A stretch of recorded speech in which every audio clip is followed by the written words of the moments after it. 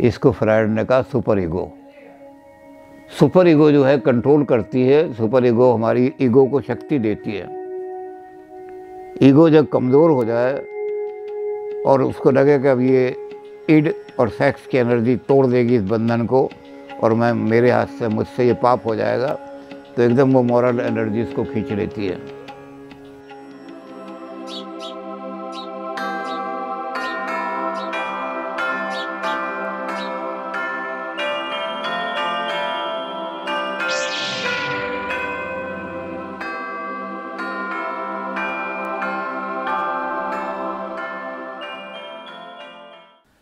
हम साइकोलॉजी और abnormal psychology के क्षेत्र में घुस गए हैं और उसमें हमारा सबसे बड़ा योगदान जो है सिगमंड फ्रायड का है। इस सदी का इतना बड़ा थिंकर, उसके हालांकि उसके साथी रहे, उसके साथ एडलर भी रहे, युंग भी रहे, लेकिन सिद्धांत जो है साइको एनालिसिस का कि पर्सनैलिटी को एनालाइज करो, ये साइंटिफिक मेथड है। इस पर हम पहले भी विचार कर चुके हैं कि फ्रायड ने बिल्कुल साइंटिफिक मेथड का प्रयोग किया है। एक ही एनर्जी जो फिजिकल एनर्जी है वही कंटिन्यूअस चेंज होती रहती है और वही साइकिक एनर्जी बन जाती है। कोई आत्मा में से साइकिक एनर्जी नहीं आती, या जैसे पुराने लोग होते थे कि एबनॉर्मलिटी का कारण कोई भूत प्रेत नहीं है, बल्कि यही कन्वर्शन करती हुई चली जाती है। ये एनर्जी जो है कंट्रोल होती चली ये इकट्ठी होती चली जाती है। इसमें बहुत सारी चीज़ें ऐसी आती हैं जब हम विचार करने लगते हैं और साइकिक एनर्जी में कन्वर्ट हो जाती है, तो उस समय विचार की शक्ति आ जाती है, विवेक की शक्ति। और विवेक की शक्ति में क्या होता है, हम सोचने लगते हैं कि कौन सी डिज़ायर हमारी जो है वो हमने कैसे कैसे पूरी करनी है। तो फ्रायड ने सारे एनालिसिस करके, और वो जो हमारा अंदर का छुपा हुआ एक बहुत बड़ा कोठा है, फ्रायड कहते हैं कि 3/4 पर्सनैलिटी हमारी जो है वो अनकॉन्शियस है और 1/4 पर्सनैलिटी हमारी जो है वो कॉन्शियस में आती है। और वो अनकॉन्शियस जो है हमारी हर चीज़ों को पीछे से हमें पता भी नहीं लगता। बहुत सारी एरर हैं। अब फ्रायड ने तो बड़ी एग्जाम्पलें दी हैं, बहुत सारी एरर हैं ऐसी कि एक आदमी उसी एरर को बार बार रिपीट करता था, उसको ठीक भी करा देते थे, फिर वो भूल जाता था, फिर उस एरर को रिपीट करता था। तो फ्रायड ने उसको एनालाइज किया।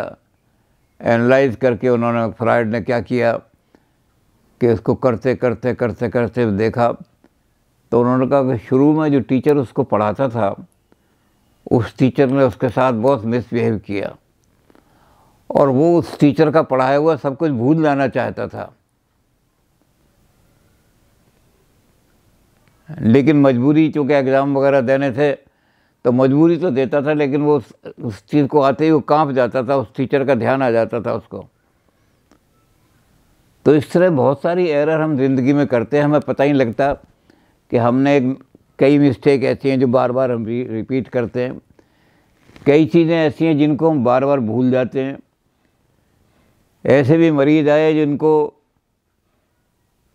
100 में से 11 घटाओ तो 79 या 89 कौन सा लाए, तो वो ऐसा घटाने भूल जाते थे। तो फ्रायड ने उनको देखा। ऐसी बहुत सारी एग्जाम्पल हैं, क्योंकि फ्रायड ने तो 20,000 पेशेंट देखे हैं, लेकिन इन सब का कारण अनकॉन्शियस है। हमारे कॉन्शियस बिहेवियर को भी अनकॉन्शियस ही, हम नहीं भी चाहते, लेकिन वो अनकॉन्शियस कहीं से उसको कंट्रोल कर रहा है, और उस कंट्रोल को करने में हमें लगता है कि कुछ एबनॉर्मलिटी हमारे बिहेवियर में है। तो फ्रायड का काम था उसको चीज़ों को निकालना, वो फ्रायड ने निकाल दिया। और हम इसको देख भी चुके हैं कि रॉयल रोड बना दी उसने अनकॉन्शियस को जानने के लिए। अब हम ये पर्सनैलिटी फॉर्मेशन में जब आते हैं तो हमें इस अनकॉन्शियस में जो चीज़ें मिली हैं, उस अनकॉन्शियस वाली चीज़ को पहले हम देखना चाहते हैं कि वो फंडामेंटल चीज़ है जो हमारी पर्सनैलिटी का आधार है। उस आधार के बेस पर हम धीरे धीरे पर्सनैलिटी कंस्ट्रक्शन करेंगे। तो उसको बहुत शॉर्ट में पहले हम समझ लें, फिर हम आएंगे कि जब बच्चा पैदा होता है उस ज़माने से लेकर के जब तक वो बड़ा होता है उसकी पर्सनैलिटी कैसे विकसित होती है। तो पर्सनैलिटी फॉर्मेशन पे बाद में आएंगे। हम पहले इस चीज़ को समझ लें कि हमारा जो अनकॉन्शियस है उसमें क्या घुसा हुआ है। उस चीज़ को फ्रायड ने कहा है कि वो ऐसी चीज़ें हैं जो सोशली टैबू हैं, जिन पर समाज की पाबंदी लगी हुई है, समाज जिनको अलाउ नहीं करता। सामाजिक संदर्भ में कई बार तो उनको आप एक्सप्रेस भी नहीं कर पाते। और ऐसी जो डिज़ायर हैं उसमें ज़्यादातर डिज़ायर सेक्स की हैं। मोस्ट ऑफ द डिज़ायर ऐसी हैं जो सोसाइटी में टैबू मानी जाती हैं, हर सोसाइटी में। उसमें दो चीज़ों को, अब तो खैर परिवर्तन हो गया है, थोड़ा बहुत लॉ बदल गए हैं बहुत सारे, लेकिन फ्रायड ने कहा कि दो चीज़ें ऐसी हैं जो हर सिविलाइजेशन में मैम बिल्कुल मना है। एक तो है इंसेस्ट। इंसेस्ट का मतलब अपने ही परिवार में एट्रैक्शन हो जाए सेक्स का, लेकिन परिवार में फादर हैं मदर हैं, वो देख रहे हैं कि ये, तो आदमी उसको रोकता है। अब वो रोक करके क्या करेगा, उस डिज़ायर को सप्रेस करेगा, अंदर डालेगा, रिप्रेशन होगा। रिप्रेशन से वो सब चीज़ें सप्रेस हो जाएंगी। और जैसे हमने कहा कि चीज़ मरती नहीं, कोई चीज़ डिज़ायर, सब चीज़ें ज़िंदा रहती हैं संसार के अंदर, बदल जाती हैं वो। तो वो हमारे इंसेस्ट की जो डिज़ायर है अनकॉन्शियस माइंड में चली जाएगी। अगर किसी वजह से सोशल रेस्ट्रिक्शन हट जाए और मौका मिल जाए तो इतनी पावरफुल है ईड जो है, वो तोड़ देगी इसको, हमारे कॉन्शियस के पर्दे को तोड़ देगी और अपने आप को सेटिस्फाई करेगी। तो ये पर्दा जो है हमारी मर्यादाओं का, हमारी सोसाइटी का ये पर्दा जो पड़ा रहता है, इसकी वजह से तो इंसेस्ट किसी भी सिविलाइजेशन में, किसी भी सोसाइटी में अलाउड नहीं है। और दूसरी चीज़ है होमोसेक्सुअलिटी। ये भी कोई सोसाइटी अलाउ नहीं करती। तो फ्रायड कहता है कि जब कभी ऐसी इच्छा आती है तो हमें दमन करना पड़ता है उनका। तो ज़्यादातर इसी तरह की बहुत सारी इच्छाएं हैं हमारी। तो इसको फ्रायड ने नाम दिया कि ये जो हमारी चीज़ है ये लिबिडो है ये। अब दिक्कत ये है कि अंग्रेज़ी में बहुत सारे शब्द ऐसे हैं, अंग्रेज़ी में उनका पर्यायवाची नहीं है। जैसे हिंदुस्तानी, हमारा हिंदुस्तान का एक शब्द है धर्म। अब धर्म के लिए अंग्रेज़ी में कोई शब्द नहीं है, तो उन्होंने ज़बरदस्ती रिलीजन थोप दिया। ऐसे जो जर्मनी का शब्द है लिबिडो, उस लिबिडो के लिए अंग्रेज़ों के पास अंग्रेज़ी में कोई शब्द नहीं है। तो उन्होंने क्या किया कि लिबिडो का मतलब सेक्स। अब जर्मन लिबिडो का अर्थ कुछ और डिटेल हो सकता है, जैसा कि बाद वाले लोगों ने किया, जो फ्रायड के क्रिटिक थे, उन्होंने जर्मन शब्द का असली अर्थ किया। लेकिन फ्रायड को कोई शब्द नहीं मिला अंग्रेज़ी में, तो उसने सेक्स का शब्द कर दिया। तो ये हमारी सेक्स लिबिडो एनर्जी जो है, लिबिडिनल एनर्जी, ये सेक्स की एनर्जी है। और जब ये डिस्टर्ब हो जाती है अंदर, तो बहुत सारी एबनॉर्मलिटी, उनका भी नाम हमने कहा था कि बीमारियों का नाम हम नहीं लेंगे, तरह तरह की बीमारियां उससे पैदा हो जाती हैं। अब एक आदमी है जो बहुत ही ज़्यादा प्यूरिटन फैमिली में पैदा हुआ है, इतनी पवित्र वहाँ कि आदमी बिना हाथ धोए कोई चीज़ भी नहीं छू सकते। एक दूसरे को, घर की महिलाओं को भी, जैसे हमारे यहाँ घर में मर्यादा है कि अगर बहू बैठी होगी चारपाई पर तो ससुर नहीं बैठेगा, या ससुर बैठा होगा तो बहू नहीं बैठेगी। तो ऐसी बहुत सारी मर्यादाएं हैं हमारी लगी हुई हैं जिनको, तो बहुत ही प्यूरिटन फैमिली में जहाँ सेक्स का रिप्रेशन होता है वहाँ बीमारियाँ हो जाती हैं वो आदमी को। इसी तरह से जहाँ ओवर इंटेलिजेंट है, सेवेज सोसाइटी जो हैं, जहाँ ऐसे लोग रहते हैं जो लेस सिविलाइज्ड हैं, वहाँ ओपन सेक्स रहती है, वहाँ और तरह की बीमारियाँ उनमें हो जाती हैं। लेकिन डिस्टरबेंस ऑफ सेक्स जो है, लिबिडिनल एनर्जी का डिस्टरबेंस ही आदमी की पर्सनैलिटी को डिस्टॉर्ट करता है। इसलिए फ्रायड के जो गुरु थे वुल्फ, उनके अस्पताल में जब भी कोई पेशेंट जाता था एबनॉर्मल, तो वहाँ लिखा होता था it is sex and sex always. इसकी सेक्सुअल लाइफ कहीं ना कहीं डिस्टर्ब हुई है, बैलेंस नहीं रहा है सेक्सुअल लाइफ में, इसलिए ये पागल हो गया था। हर मरीज़ को जो देखो उसकी लिबिडनल एनर्जी कहाँ डिस्टर्ब हुई है, ये अनकॉन्शियस से पता लगेगा। उसके अनकॉन्शियस को जब एनालाइज करोगे तो पता लगेगा कि कहीं ना कहीं वो डिस्टर्ब हुई है। तो ये लिबिडो है, ये बड़ी पावरफुल हमारी, और ये बेसिक चीज़ है, ये आदमी को जन्मजात मिलती है। आदमी जो है इसको कहीं से एक्वायर नहीं करता। ये लिबिडो आदमी को जन्मजात मिलती है। और इसके अंदर वो हमने कल गुण देखे थे कि इसके अंदर सबसे बड़ा गुण ये होता है कि ये क्रिएटिव है। लिबिडो, इसको हम कुछ नहीं जानते क्या है, इसलिए इसको इड कह देते हैं। इड है, इदम है। तो ये इड जो है ये बड़ी है तो पावरफुल और बड़ी विशाल है। ये इसका खजाना बड़ा विस्तृत है। तो ये क्या करती है कि जब इसको दिन में कोई सेटिस्फेक्शन का साधन नहीं मिलता तो सपने में ये अपने आप ही ऐसे ऑब्जेक्ट क्रिएट कर लेती है जिसके कारण ये अपना सेटिस्फेक्शन देख ले। और ये भी हमने देखा था कि बहुत सारे ड्रीम ऐसे होते हैं जो प्रेजेंट नहीं होते, सेटिस्फैक्टरी नहीं होते, बड़े डरावने होते हैं, बड़े भयंकर होते हैं।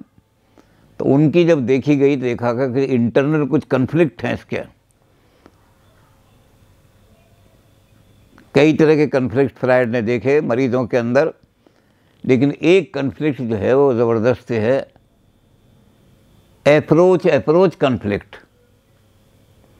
एक चीज़ को मैं पकड़ना भी चाहता हूँ और एक चीज़ को मैं छोड़ना भी चाहता हूँ। एक बहुत सुंदर औरत थी, लोग बड़े अट्रैक्टिव रहते थे उसकी तरफ, बड़ा अट्रैक्शन रहता था। लेकिन ये पता लगा कि औरत जो है ये बड़ी करप्ट है, इसके चक्कर में फंस जाओगे तो इसको अवॉइड करो। तो अवॉइड नहीं कर सकते थे लोग, क्यों, बड़ी अट्रैक्ट। तो मैं इसको अप्रोच करूं, अगर अप्रोच अवॉइड हो जाए तो ठीक ठाक है। अप्रोच अवॉइड कन्फ्लिक्ट तो बड़ा ज़रूर हो जाएगा, इसको अप्रोच करना, इसको अवॉइड करना। लेकिन अप्रोच और अप्रोच कन्फ्लिक्ट बड़ा ज़बरदस्त है।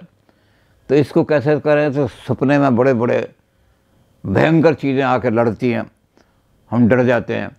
और कौन सी चीज़ जो है पराजित करेगी, कौन सी इच्छा ऊपर होगी, ये सारी देखी जाएगी। तो हमारी पर्सनैलिटी का जो आधार है वो है सेक्स, लिबिडो। सारी पर्सनैलिटी जो है आदमी की वो बेसिक ही बनी हुई है, जो कि वो बायोलॉजिकल एनर्जी से कन्वर्ट होकर के जब साइकोलॉजिकल एनर्जी बनी है तो बायोलॉजिकल सेटिस्फेक्शन की एनर्जी है।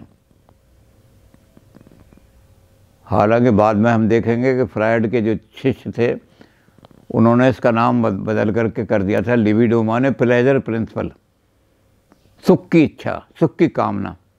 उन्होंने इसका नाम काम इच्छा नहीं रखा, क्योंकि सेक्स का शब्द जो है बड़ा घृणित शब्द है, अच्छा पसंद नहीं सोसाइटी में माना जाता। तो इसके चेलों ने उसका नाम रख दिया प्लेजर प्रिंसिपल, लेकिन फ्रायड उसको सेक्स ही सेक्स कहते रहे। तो उन्होंने कहा सेक्स ही हमारी पर्सनैलिटी का आधार है।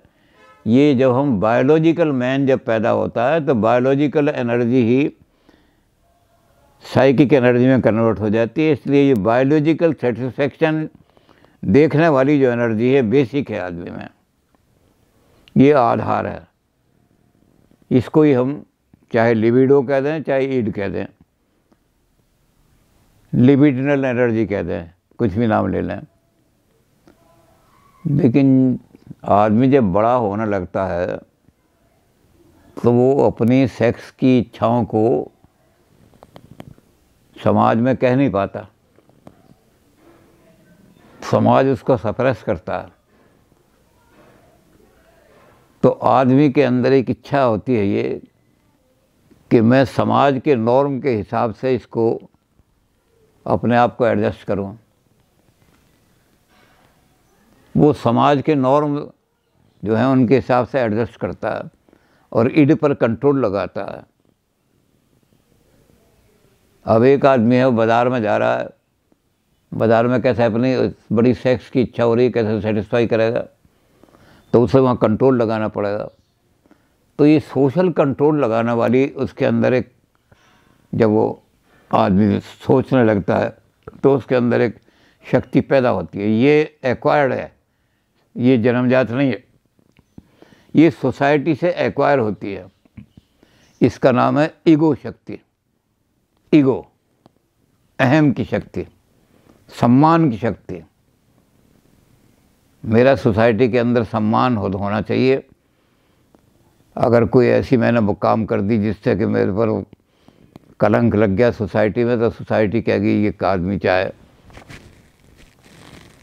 कुछ भी हो लेकिन ये गलत काम इसने ईड को सेटिस्फाई कर लिया या लिबिडो को, तो इस सोसाइटी उसको कंडेम कर देगी हमेशा के लिए।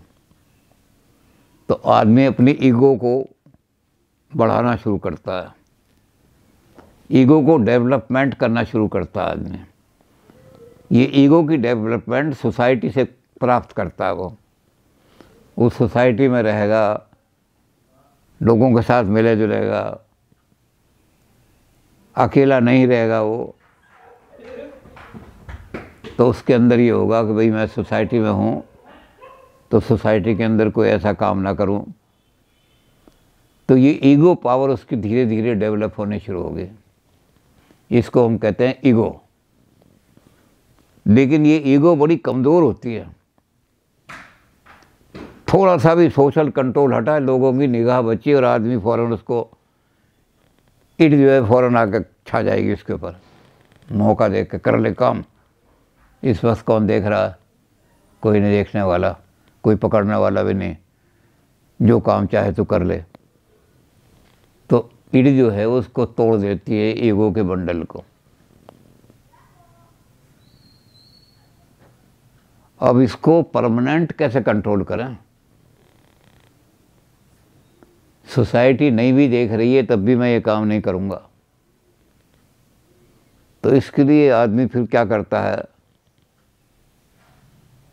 आदमी ऊपर के हायर जिनको वैल्यूज़ कहते हैं उन नॉर्म को इनकॉर्पोरेट करना शुरू करता है अपनी पर्सनैलिटी में। ये कहलाती है moral norms, valuation norm, moral ethical norms कहते हैं इनको। ये एथिकल नॉर्म जब आदमी के अंदर आ जाए तो आदमी अकेला भी हो तब भी गलत काम नहीं करेगा। वो एथिकल जो है मॉरल इच्छा, इसको फ्रायड ने कहा सुपर ईगो। सुपर ईगो जो है कंट्रोल करती है। सुपर ईगो हमारी ईगो को शक्ति देती है। ईगो जब कमज़ोर हो जाए और उसको लगे कि अब ये ईड और सेक्स की एनर्जी तोड़ देगी इस बंधन को और मैं मेरे हाथ से मुझसे ये पाप हो जाएगा, तो एकदम वो मॉरल एनर्जी इसको खींच लेती है, क्योंकि अंदर मॉरल एनर्जी बढ़ गई है। तो मॉरल एनर्जी जो है सुपर ईगो पावर वो देती है, ईगो को शक्ति देती है।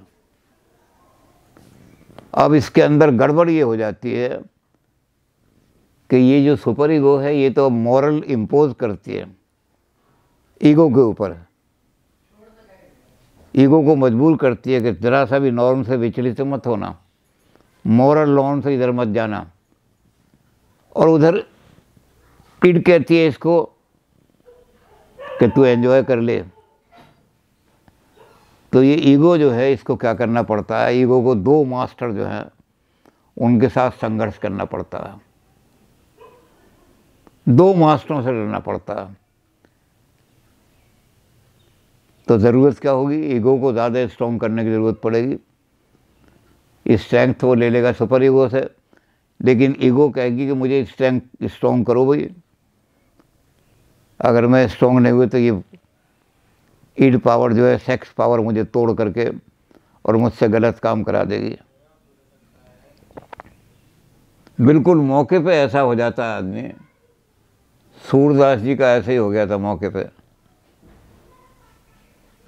सूरदास जी जिस समय वहाँ से गए, वैश्या ने उनको धक्का मार के निकाल दिया। तो सूरदास जी ने कहा कि मैं तो इसके रूप पर बड़ा आसक्त था, और इसने आज ये किया कि भाई तू खाली हाथ मेरे घर आ गया। उसने कहा मैं तो सब कुछ तुझे दे चुका, अब तो मेरे घर में कुछ भी नहीं रहा। उसने कहा वैश्या के घर खाली हाथ नहीं आते, भाग जाए यहाँ से। तो सूरदास जो थे धक्के खा के जब चले, तो एक उन्हें भूख लग रही थी, तो एक महिला के घर गए, रोटी दो। वो महिला बड़ी सुंदर थी, बहुत सुंदर। तो सूरदास जी जो थे वो आटा और रोटी लेने की बजाय उस महिला की तरफ ताकने लगे। वो कहने लगी बाबा रोटी ले और जा। लेकिन सूरदास खड़े हो गए, ताक रहे हैं, पतन की अवस्था, बिल्कुल आकर्षित हो गए हैं, बंधन टूटने वाला है। सेक्स खींच रही है उनको। अब वो महिला इतनी देर में अपनी सास को आवाज़ देती है, पता नहीं कैसा साधु है ये, मेरी तरफ घूर घूर के देखे जा रहा है। तो आती है बुढ़िया, अरे क्या बात है, रोटी लेनी है? नहीं, जा। तो कहते माई मैंने रोटी नहीं लेनी, तू जो चरखा काट रही है उसकी आवाज़ मुझे आ रही थी, उसमें से वो तकला जो होता है वो मुझे तकला चाहिए, रोटी नहीं चाहिए। उसका क्या करेगा तू? जो कह ला दो बस वही चाहिए माई। अब वो तकला लेकर के आई। सुपर ईगो ने उसको कहा, सुपर ईगो ने कहा ईगो को स्ट्रांग हो जा, नहीं तो अभी बंधन टूट जाएंगे, हो सकता है यहीं कोई दुष्कर्म हो जाए। उनने फट से उठाया और तकले से अपनी आंखें फोड़ ली। अरे मैं रूप को, इतना जो रूप है इसको रोक नहीं पा रहा, इसके आकर्षण को, इन आँखों के कारण से। तो ये सुपर ईगो जो है ये आदमी को बचाती है एकदम, बिल्कुल 5 मिनट पहले आदमी का पतन होने वाला है और 5 मिनट बाद वो बच गया उससे, क्योंकि अंदर से सुपर ईगो ने कहा कि फोड़ ली आंखें अपनी। तो फ्रायड ने कहा कि सुपर ईगो आदमी पे जोर डालती है, और उधर जो है वो इड जोर डालती है कि मौका है, बड़ी इतनी सुंदर स्त्री खड़ी है, भर ले इसकी जप्फी। तो फ्रायड कहता है ये कन्फ्लिक्ट सारी ज़िंदगी हमारे अंदर चलता है।